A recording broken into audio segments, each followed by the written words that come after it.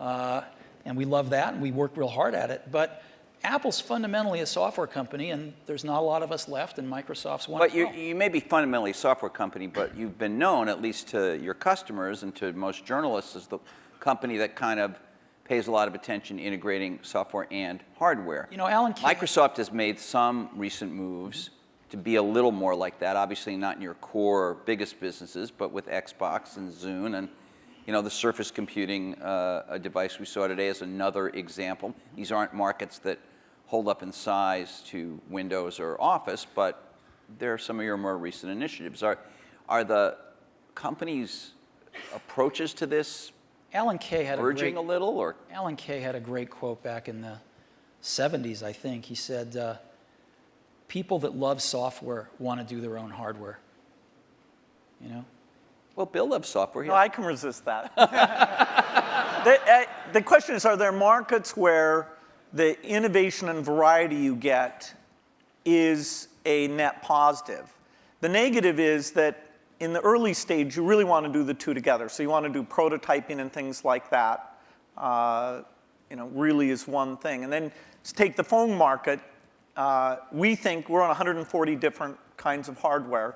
We think it's beneficial to us that even if we did a few ourselves, it wouldn't give us what we have through those partnerships. Likewise, if you take the robotics market, very undeveloped. We have over 140 all tiny volume robots using Microsoft software, and the creativity, building toys, security things, medical things. We love the innovation and the ecosystem that's going to grow up, who knows when, but we're patient around that, and we'll have a great asset with this robotic software platform. So there are things like PC, phone, and robot where the Microsoft choice is to go for the variety. It's great. For them, they do what works super well for them.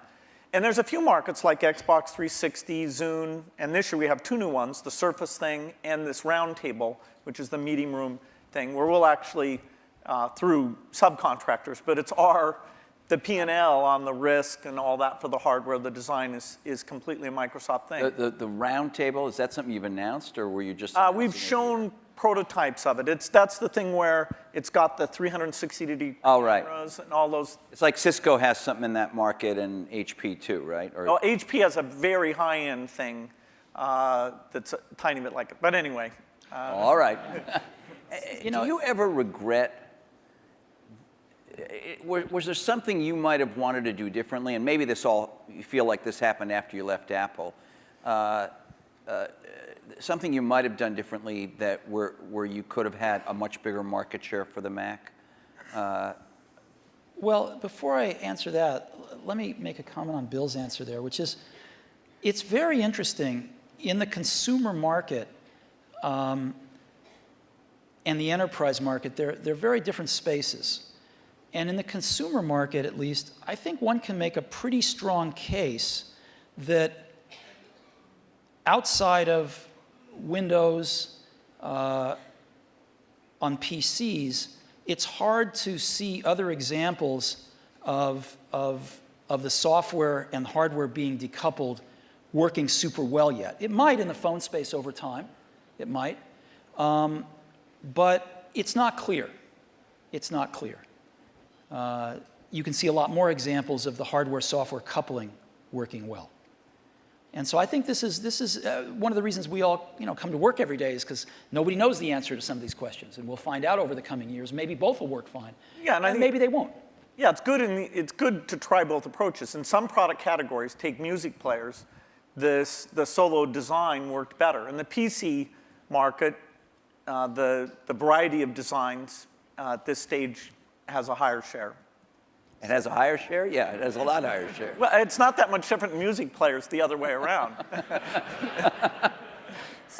Is there some moment you feel like I should have done this or Apple should have done that and we could have had? You stuck to this idea of these hardware-software integration, and it's working very well now. There's a lot of things that happened that I'm sure I could have done better when I was at Apple the first time, and a lot of things that happened after I left that I thought were wrong turns, but it doesn't matter. It really doesn't matter, and you kind of got to let go of that stuff and we are where we are. So we tend to look forward. And one of the things I did when I got back to Apple 10 years ago was I gave the museum to Stanford and all the papers and all the old machines and kind of cleared out the cobwebs and said, let's stop looking backwards here. It's all about what happens tomorrow. And because you can't look back and say, well, gosh, I wish I hadn't gotten fired. I wish I was there. I wish this. I wish that. It doesn't matter. And so let's go invent tomorrow rather than worrying about what happened yesterday. Let's talk about, we're going to talk a little bit about tomorrow, but let's talk about today, the landscape of how you see the different players in the market and how you look at what's developing now. What has surprised both of you since having been around for so long and still very active in everything? I mean, your companies are still critically key companies, but there are many, many companies that are becoming quite powerful. How do you look at the landscape at this moment and what's happening, especially in the internet space? I think it's super healthy right now. I think there's a lot of young people out there building some great companies who want to build companies, who aren't just interested in starting something and selling it to one of the big guys, but who want to build companies. And I think there's some really exciting companies getting built out there. Some next generation of stuff that some of us play catch up with, and some of us find ways to partner with and things like that. But there's a lot of activity out there now, wouldn't you say? Yeah, I'd say it's a healthy period. Yeah.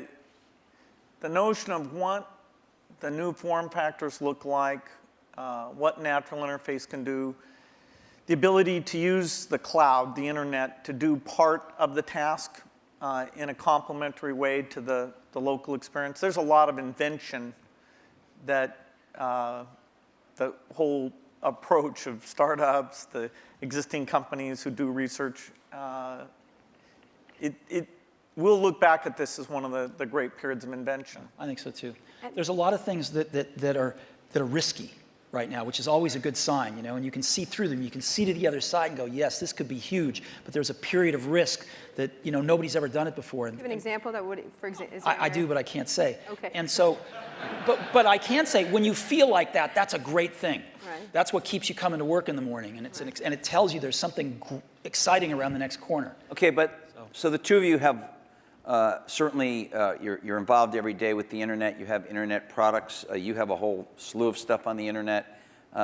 You have iTunes and .Mac and all of that. But on another level, you're the guys who represent the rich client, the personal computer, the big operating system and all that. And there is a certain school of thought, and I'm sure it's shared by some people in the room, that this is all migrating to the cloud and you'll need a fairly light piece of hardware that won't have to have all that investment, all the kind of stuff you guys have done throughout your careers.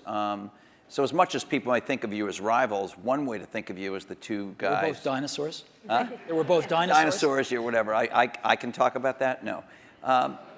Seriously, is You're there betting on in a 5 system that is years? changing. In 5 years, is the personal computer still going to be the linchpin of all this stuff? Well, you can say that it'll be predicted that it won't be.